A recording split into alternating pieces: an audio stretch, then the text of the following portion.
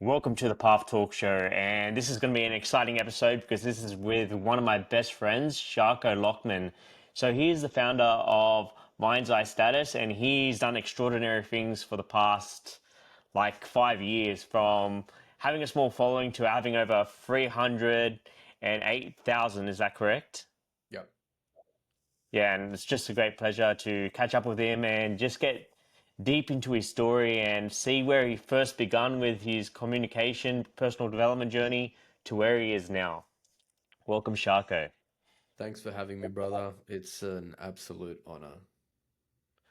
It is, and we did one episode in Dubai, which was for your podcast, so it's good to have you as a guest on mine, and hopefully we can do a live one in the future.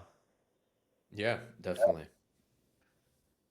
So share the beginning of your journey when you first came up with the idea of starting Mind Eye Status.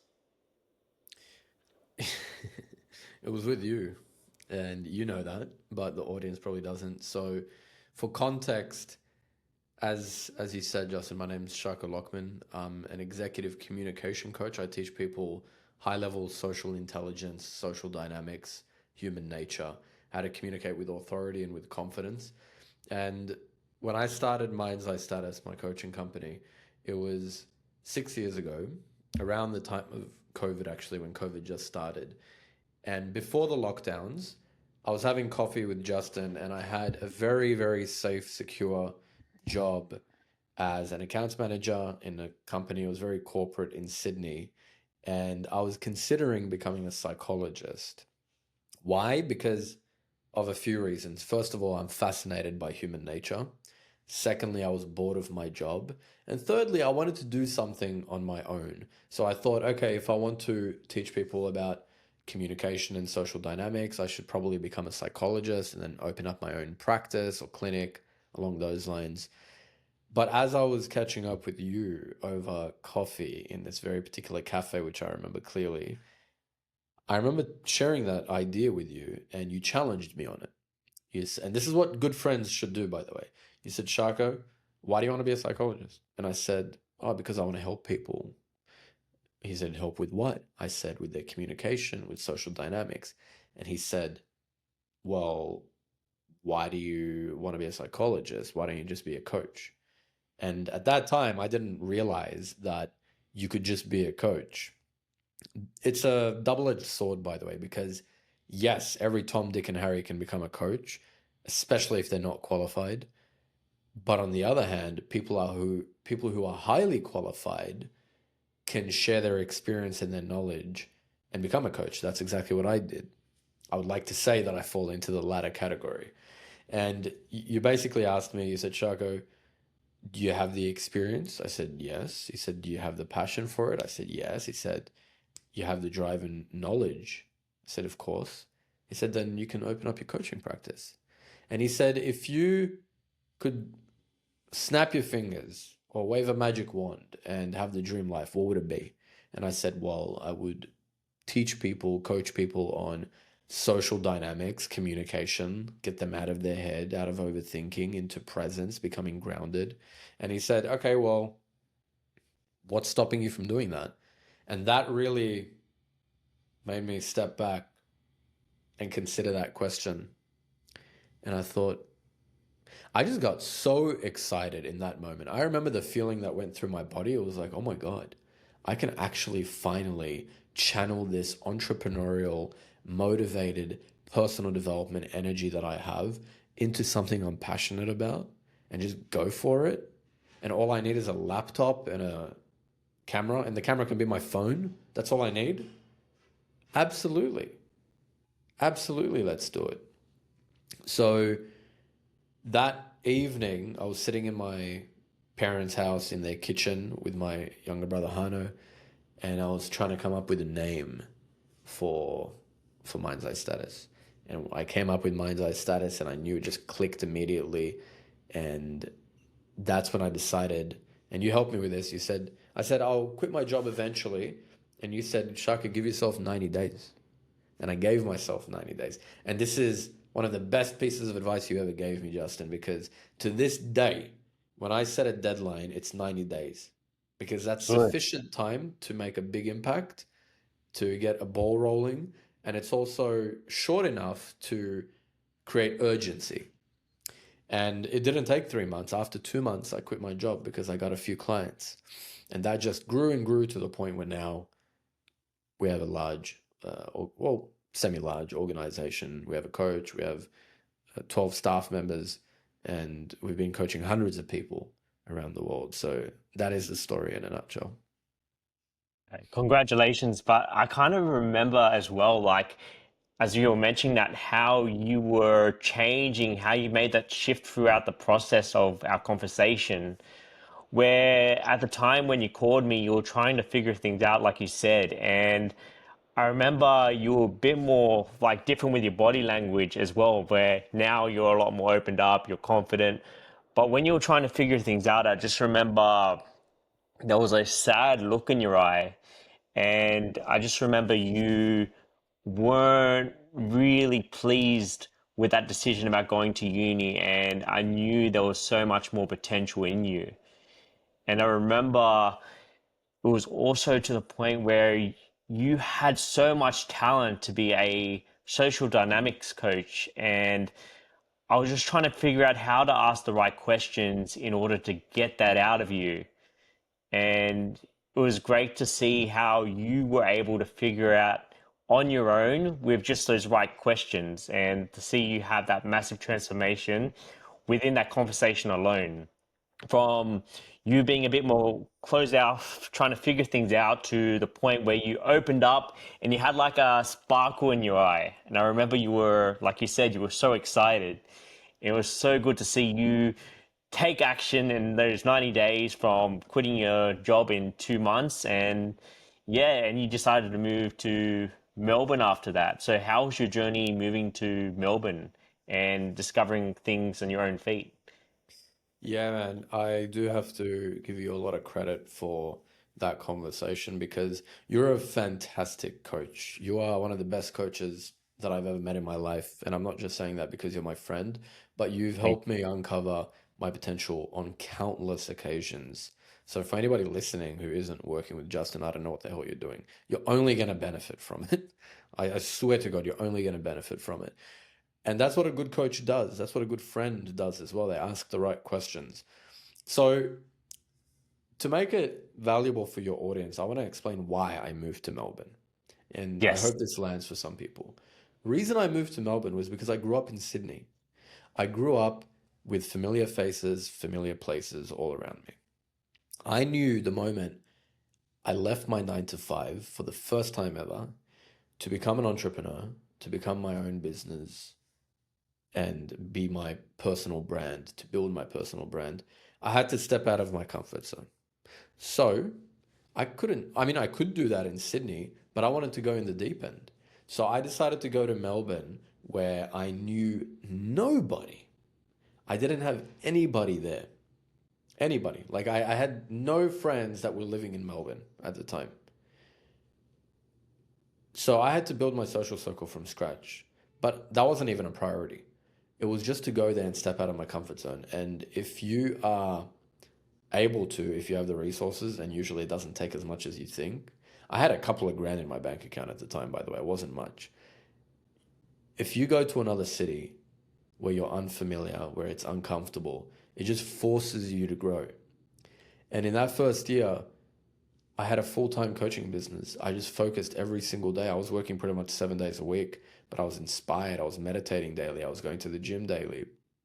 And I started facing some demons that I had because that's what business does as well. If you step out of your comfort zone and start a business, you are forced to face your shadow, to face your demons. And you probably remember we had a few phone calls while I was in Melbourne where I would call you pretty much breaking down. And Yes, sir. and I embraced that wholeheartedly because I realized that that pain was the flame that was burning off all the dead branches and leaving what was new, what is rejuvenated, like a phoenix, like a bird. But everybody has that once they face their shadow willingly. And that's something that I learned from one of my early mentors, Ed Neeson. He said you have to be willing to step into that fire. And the moment I made that conscious choice to be willing to step into the fire, as I said, all the dead branches fall off, and what's left is fresh, it's new. So I learned a lot about business. That's when I started heavily investing in myself. Before that, I did as well. And at that time, when I was in Melbourne, I invested a lot of money into coaches because I knew I had to grow. And on top of that, I knew I had to be around like-minded people. Not Mhm. only the coach, but also other people that were paying the coach as well. So, like, that's when you discovered yourself blossoming up like a phoenix. What is the common trait nowadays do you see with a lot of people that are struggling to take those risks and to be able to blossom out, as you were just saying? What do I think stops people? Yes, from chasing their dream or traveling to Melbourne or overseas or whatever they look to do. Honestly, it's just a fear of being uncomfortable. People, too many people are just cowards, man. You're telling me you're not willing to step out of your comfort zone to go after your dream life because it's going to be scary, because it's going to be unexpected, because it's uncertain. Okay, fine. You're going to have a normal, mediocre life, but don't complain about that when you do. So, too many people expect comfort, rewards, but they're not willing to put in the effort. They're not willing to be uncomfortable. It's like, you know what it's like? It's like somebody who's overweight. Instead of going to the gym and changing their diet, they just want the injection. That's pathetic. Unless you have some crazy health condition where you can't work out legitimately, all right, fair enough. But I would say 99% of people that take those injections probably are just doing it out of laziness. So it's simply a unwillingness to step out of their comfort zone and be a little bit uncomfortable and face, because what's required when you step out of your comfort zone is to face the weakest parts of yourself, to face your vulnerabilities and be open and vulnerable. And people aren't willing to do that. And when they're not willing to do it, they just stay the same. It's that, and also not being open minded to new information. So, or new ways of thinking, for example, right? Like, I might have, and this is the benefit of mentors.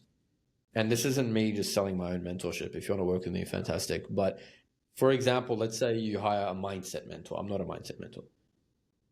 I've had multiple mindset mentors. You've even coached me in the past. Well, I might say, I feel like in order to achieve this thing that I want, I need to try really hard. And then you might come along, my coach, and say, do you need to try harder, Shako? Or do you need to maybe approach it from a different way? And then if I'm open-minded, I'll say, and if I trust you, you're smarter than me, you're wiser, more experienced, then it is wise for me to take on that new belief, to take on that new way of thinking. How can your mindset not evolve over the years? That's just terrifying to me. You're just choosing to be stupid or ignorant or naive. You're choosing it because it's blissful, right? Ignorance is bliss because the less you know, the less accountability you can take. So it's a lack of accountability as well. I can go on forever, man. And I get triggered Yeah. by the question because I used to be there and I know what the result is of staying the same. So when I see it, I just can't stand it. Yeah. No, I get your point completely. And there are a lot of people out there that do struggle with that. And I remember hearing this interesting conversation not so long ago on a podcast where there was a certain business deal that happened like 5 years ago, and obviously it didn't work out to the person's favor. And then from there, they went their own paths. And then 5 years later, they started to get back together for another business deal. And the guy was kind of shut off. But the guy said this to him: if you believe you are the same person you were 5 years ago, then what are you doing with your life? You completely wasted the 5 years if you were just dwelling on that certain space and you didn't overcome those certain obstacles in order to grow. Absolutely. I completely agree. And you know what? You and I have been cursed by being exposed to personal development because once, the way I see it is some people are obsessed with personal improvement and just becoming better versions of themselves. And some people are happy not improving and staying the same. Deep down, I believe that they're not genuinely happy.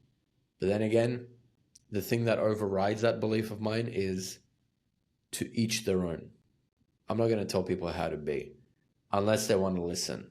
That's why my content speaks only to people who want to improve their communication skills. If you don't want, scroll on by.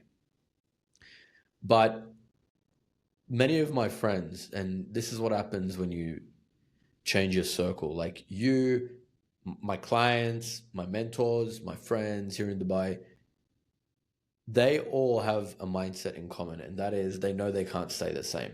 They know, as you said, in 5 years, if they're the same, they just wasted their life. If I look back next year and I look back at where I'm at now, and it's the same in a year's time, not even 5 years, even a year from now, if it's the same, the way I think, the way, how strong I am, how intelligent I am, how productive I am, if it's the same, then something went terribly wrong. And I need to take accountability for that. I agree completely with you. And I want to kind of go back to the story as well, like, because obviously after you went to Melbourne, you made that shift to going to Europe and you moved to Denmark for a good year. So, what was your thoughts going into that, and how was your journey from moving from Melbourne to Denmark? Yeah, one of my favorite things about starting my online business, one of my favorite things, apart from the impact that I make on clients, the relationships I build, the money that I make, apart from all that, it's, I would say this is above the money actually, but the money allows it. It's having location freedom. So I knew one of my dreams. In fact, I wanted to go to Europe to study psychology. That was like one reason I wanted to study psychology, just so I could do it abroad.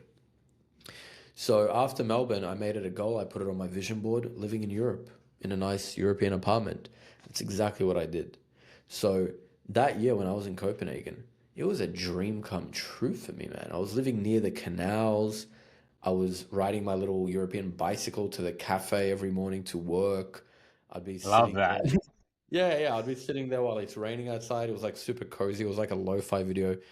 And it was just so cozy, man. And I'd go to the museum twice a month. I go to jazz bars every other week.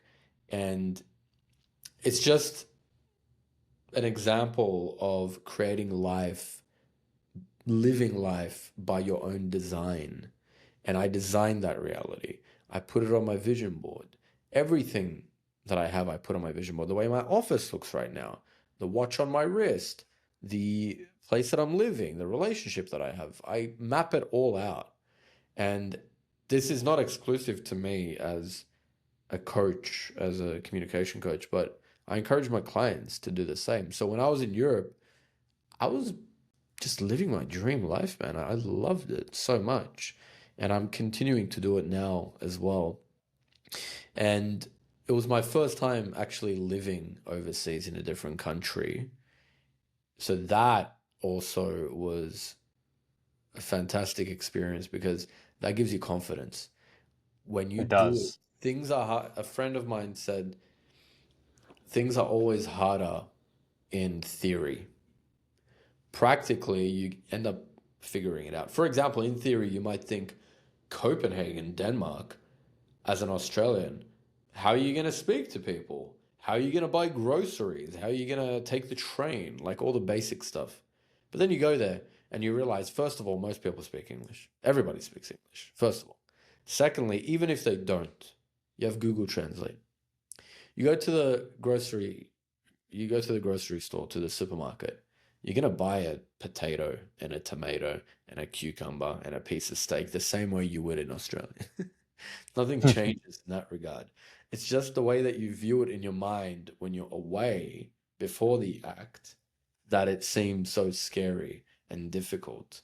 So while I was in Europe, I also learnt a lot about myself, that I can handle these situations, and I trust myself more and more as well, which is again why I encourage everybody to travel solo. There was a lot to absorb there, and I love one thing you said, and you spoke about visualization, visualizing you going to Europe and seeing it on your board and seeing what kind of watch you're going to wear and imagining how your life would be in that scenario. And for someone that tends to visualize and they create a vision board, they tend to meditate. Do you believe a lot of people miss the important factor of taking action upon what they visualize? Yeah, so that's a great question, man. Really, really good question. I've never been asked that before. I have a bit of a hot take on this, okay? And it goes against what most people say in personal development, because what you actually usually hear is manifestation isn't going to work if you don't work. Without action, it's not going to work. That is actually the mainstream advice. It's not just manifest without putting in action. That used to be it. And then now people are realizing, hey, you do need to take action. So manifestation doesn't work unless you work. Here's the thing though. If you are acting the same way while manifesting, nothing's going to happen, brother. Your action doesn't mean anything. Nothing's going to happen. It's just going to be forced, which doesn't work.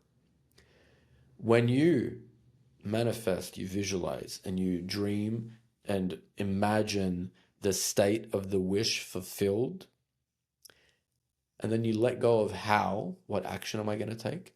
You let go of when is it going to happen? What follows is inspired action, which is effortless. So yes, of course you have to take action, but you don't have to think about which action to take the same way that you did previously. The action you take now will be inspired action based on the new state that you're embodying with the meditation and visualization. You see what I'm saying? I get So you. I'll give you an example. I I used to take all my sales calls. Now I have a closer in the business. And he's actually my business partner as well, Martin. Before he came on, I was trying to force myself through sales calls. I was trying to force myself a lot, and it wasn't working. And then I started doing the visualizations and the meditations, and I left, I let go of how and when it happens. And then all of a sudden, I got hit with migraines couple of weeks ago, and I couldn't work. I couldn't do anything. I couldn't take sales calls. So I had to reach out to Martin and say, hey man, I know you haven't done this, but can you take some sales calls for me? He said, sure. That, by the way, that's action. Delegating was action, but it was inspired action because of the new embodiment, which happened in a way that I could never expect through migraines. He said, sure. And now he's been killing it. He's been closing like a machine. And that created the result that I visualized in a way that did not expect whatsoever. It's amazing how you were able to do that and have a great business partner that can help you and you can focus on doing more on what you love. I feel personally, especially when it comes to visualization and manifesting things into reality, it's changed a lot for me in current times where I don't just visualize things anymore, I also pray upon it. I pray to God to be able to let Him know about everything that I want to manifest and try to build that authentic relationship through prayer. But I feel when you do that, like you said, you embody the person you need to become in the process of what you visualize, and you attract what you get. I feel God helps you abundantly more than you would if you were just to visualize it through your prayers. And I feel for me, God answers in so much more powerful ways rather than us doing it ourselves. Absolutely, brother. You know what? People who don't believe in God, who do manifestation meditations, are probably not going to like what I'm about to say, but they are just in denial that they're using God's power when they manifest. Because if you take Joe Dispenza, for example, I love Joe Dispenza. He's the one that introduced me properly into practical manifestation. One thing I don't like about the way he teaches is he does everything in his power to avoid using the word God. And maybe he does it just for the sake of the audience, so he can reach a wider audience. Maybe. I still don't like that.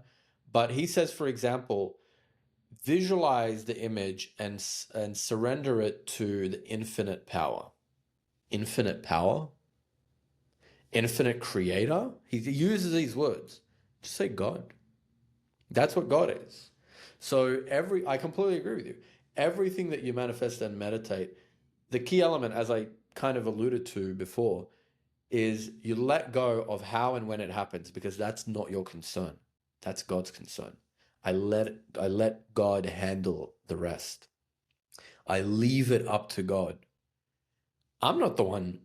I mean, the way that I like to frame it is I'm the architect of my dream life, but the architect doesn't create it. That's the engineer's job. I'm the architect of my life, and God is the engineer.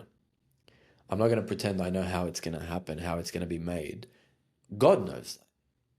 So, yeah, this is not just a belief that I've come up with off the top of my head. This is a principle in Christianity, in Islam. As a Muslim myself, it is a Islamic principle that one of my favorite quotes from the Quran is God saying, "Be grateful and I will give you more." Let's break that down for a second. That's very interesting. Be grateful and I will give you more. When are you grateful? When you say thank you, right? When you receive something. Mhm. People are usually grateful after they receive something. Here's a gift. Thank you for the gift. I am grateful for it. Thank you. What God is saying is be grateful before I give you the gift and I will give you more. That's manifestation. Embodying that feeling of gratitude for what you want and desire as if you have it. And then boom, all of a sudden it's in front of you. And yes, the action that leads to it is inspired action from that place of gratitude. Yes. I would love your opinion on something, and it's something I came to the conclusion of hearing different conversations, and I found it quite fascinating, especially when we spoke about manifestation and people denying that there is God, right? And there's it's like a spiritual warfare. There's two people into play, where you have God and then you also have Satan. So Satan can give you exactly what you want as well in this world. And they are leaning towards a power they do not understand, especially if they're not praying to God, but they're trying to manifest. And what is happening in the spiritual world is where people are leaning more towards the devil because they're worshipping themselves and they're disregarding that there is a God. And hence why a lot of people go to astray, and you tend to see sometimes a lot of these people end up going into destruction themselves because they are left astray and they believe in manifestation. There is no God, and I feel there's always a consequence from something happening when you're manifesting without prayer and leaning on God's understanding rather than our own. Yeah, people worship something, whether they know it or not. People worship their desires all the time. People worship money, sex, even pornography. These are all idols. These are all idols. If you're going to worship something, why not worship the creator? The I creator agree. that gives you this life, that gives you everything. And yeah, I mean, when I used to, because I used to be an atheist, I used to be a hardcore atheist to the point where I would debate religious people, actually. It's very Mm. interesting because as an atheist, it looked and felt stupid to believe in God. It actually felt that way. But now, when I've come full circle and I'm religious and God fearing, when I see atheists and I talk to them, I just, I mean, I can't deny there's a feeling that I get, which is, how can you not believe in God? I know everybody has their own journey, has their own path, but with this mind, this consciousness we have, do you really believe that this is simply a product of evolution? By the way, I believe in evolution. Absolutely. We got here because we evolved. I absolutely believe that. That's undeniable. But with this consciousness that we have, the ability that we have, the connection that we have, the power that we hold, you don't think there's something more to this life, to this universe? You think this is just an accident? And if they think yes, then okay, then you are relying on the moral compass that society gives you rather than one that is from complete authority, which is God. And as a man, if you run a business, if you're in a relationship and you're a leader and you expect people to listen to you, you expect your wife to submit to you, which will trigger a lot of people as well. Who would you submit? Who do you submit to? If you don't submit to God as a man, how can you expect your wife to submit to you? So I we do agree. need that authority. Completely agree with you there. And I think that's a lot of people's problems where when they do not put God first or they tend to lean into something else, and a lot of them end up becoming more vulnerable to the point where they don't have any boundaries. And you see when a woman notices these things that they start to take charge of the relationship, and the guy is working under the woman. And I think it's the most common thing today, and it's one of the biggest reasons why, in my opinion anyway, where divorce rates are quite high in that regards, because men can't be men. They're too afraid of what people think, and they try to fit into society and try to belong in a certain environment where they're holding themselves back to their potential and what they can potentially do. Yeah, absolutely. My wife told me when we first met that she felt safer knowing that I pray. Isn't that interesting? She felt safer knowing that I pray. She said she trusts me more knowing that I pray. Because then she knows it's a subconscious thing. Then she knows that I am held accountable, that I keep myself accountable. And it just creates a structure. It creates a healthy system within the family when you have that. I mean, it's so obvious now. It's in your face these days. In the Western world, it's so blended where men are more feminine than women and women are more masculine than men. I noticed this. I grew up in Sydney. Most women are very masculine. They genuinely are. Most women are very, very masculine. And it's hard to find a good feminine woman. And you've done it, so well done. Congratulations. Don't let it go. Um, Thank you so much. you're welcome, man.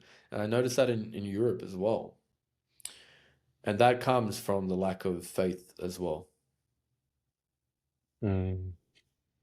I'd love to dive more into how you actually met your missus, because I know you made that move to Bali, and I still remember once you landed, you were walking around at like, I don't know, 12 or 1 a.m. at night, and you were just exploring Bali. And not so long after, I found out you were in a relationship. So, how did it all start? Yeah, it's funny. Um, it's so funny to think about that because she's in the kitchen right now making me lunch. Um, so I went to Bali, yes, and I was just working. I was just focused on myself. I was praying very consistently. I was sitting at a cafe working on my laptop, and she just walked in and looking very, very beautiful. And I told myself that I have to talk to her. I have to.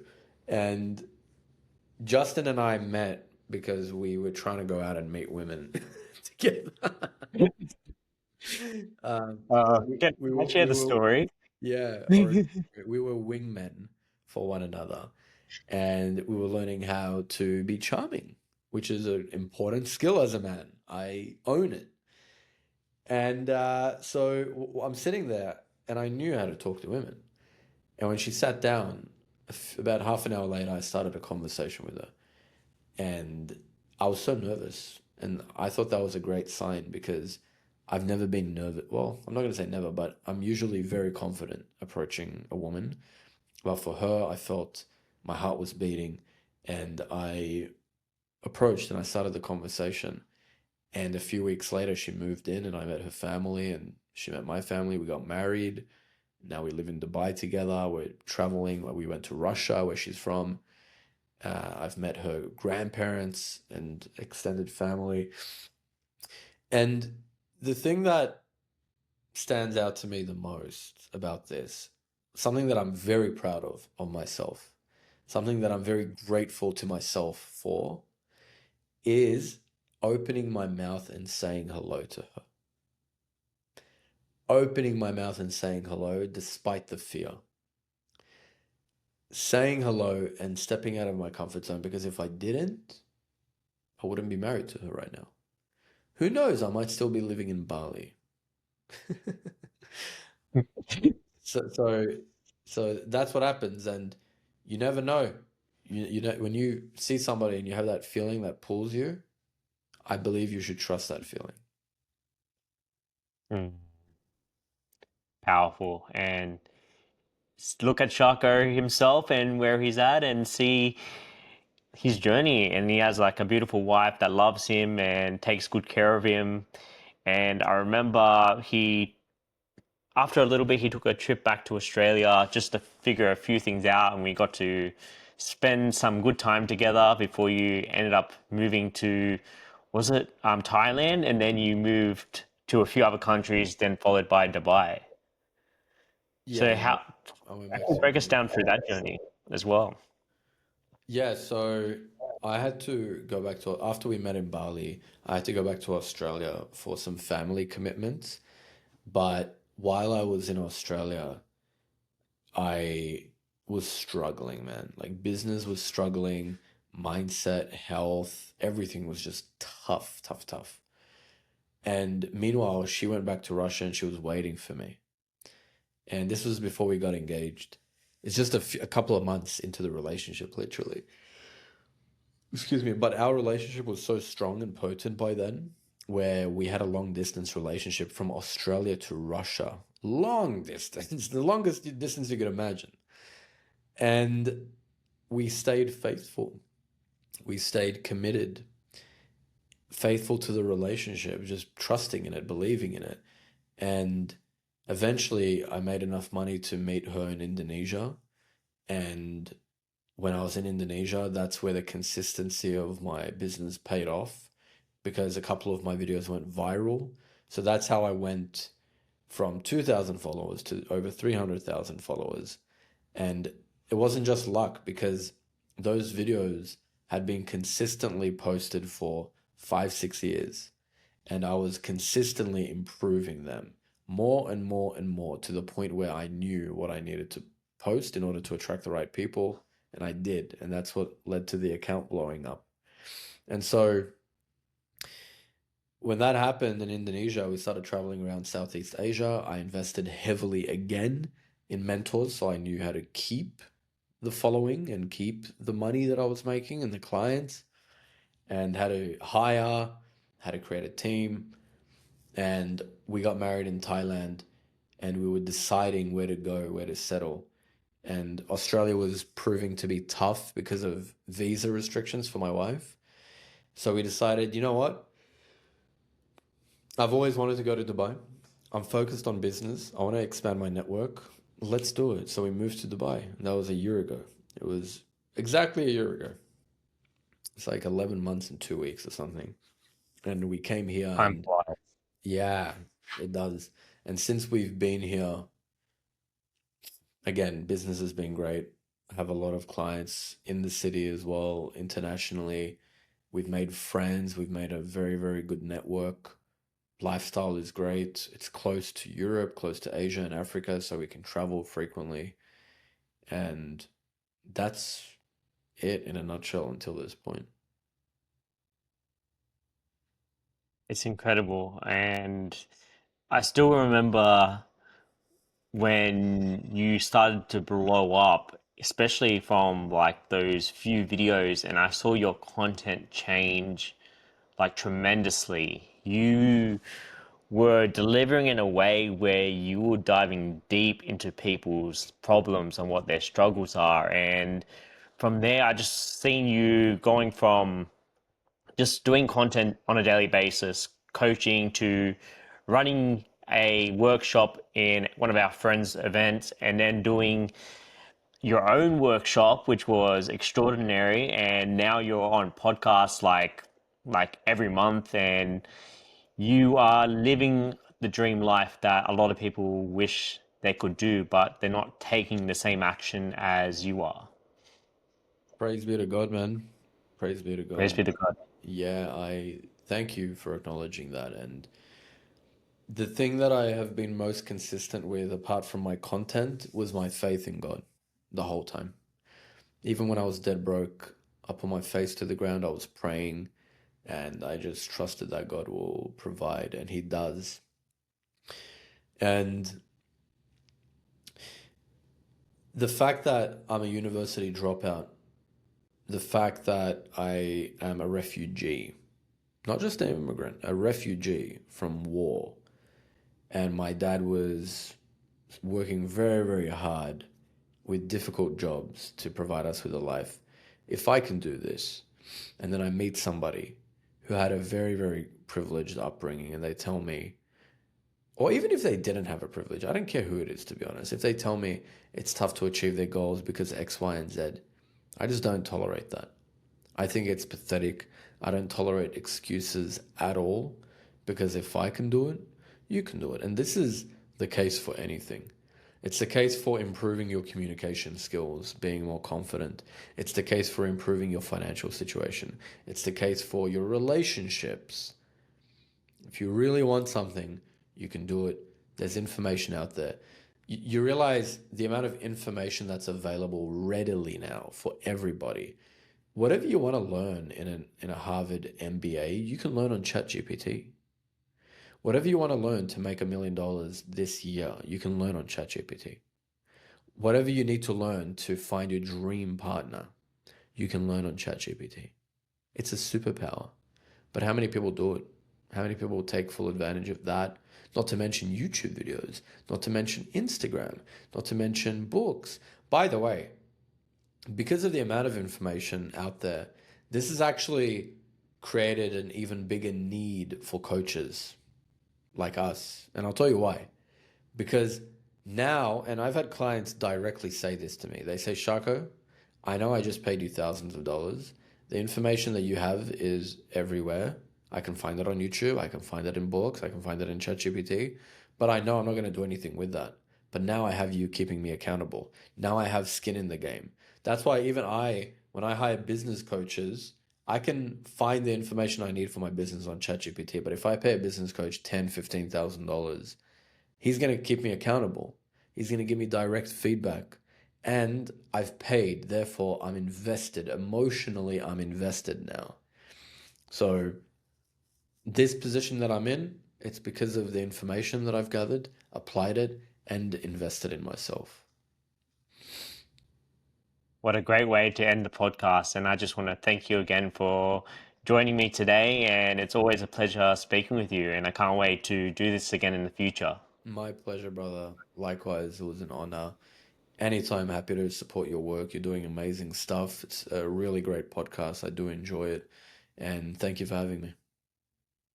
No problems. And until I see you again. Thank you.